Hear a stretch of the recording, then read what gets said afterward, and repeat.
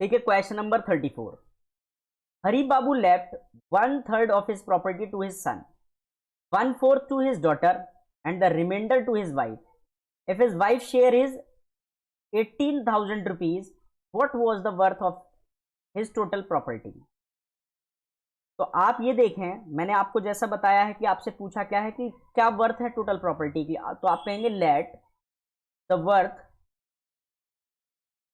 Of his total property, कितना मान लो, x rupees मान लो। अब बात समझिए, उसने कहा कि वो लेफ्ट करता है 1/3 of his property to his son, तो 1/3 ऑफ द टोटल प्रॉपर्टी किसके पास जा रही है ये पूरी की पूरी, ये बेटा जा रही है सन के पास में, प्लस 1/4 ऑफ हिज डॉटर, 1/4 जो प्रॉपर्टी है वो इसकी डॉटर के पास में, प्लस रिमेनिंग इसकी वाइफ के पास। लेकिन वाइफ का शेयर कितना है 18,000, तो ये 18,000 रुपीज जो वाइफ का शेयर है, ये जब तीनों शेयर मिल जाते हैं तब ये टोटल नेट वर्थ प्रॉपर्टी की बैठता है x।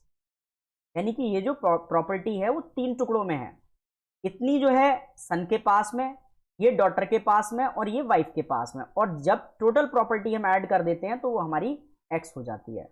अब क्या करना है, देख क्या रहे हो, इसको सॉल्व करो। आप कैसे करोगे, 18,000 इक्वल x, ऐसे ही लिखा हुआ है, ये दोनों टर्म इक्वल के उस साइड ट्रांसपोज कर दो, तो माइनस का 1/3x और माइनस का 1/4x। एलसीएम लें इसका, तो एलसीएम 3 और 4 का कितना आएगा 12, 1 को 12 बनाना है, x से मल्टीप्लाई करेंगे 12x, माइनस 3 4 जा 1 से मल्टीप्लाई तो 4x, 4 को 12 3 टाइम्स, माइनस का 3x। सॉल्व करें, माइनस माइनस प्लस 4 3 7, 12 में से माइनस किया कितना बचा 5x/12। ये किसकी वैल्यू है, ये है 18,000 की। आप इसको सॉल्व करें तो क्या करेंगे आप, मैं थोड़ा यहां सॉल्व कर दूं, तो 18,000 और ये 5/12 है, इसको इक्वल के उस साइड ट्रांसपोज करोगे तो क्या हो जाएगा 12/5। कट करो, ये किसकी वैल्यू आ रही है हमारी x की। 5 की टेबल से 180 कट होता है कितने टाइम्स 3 6 और 00।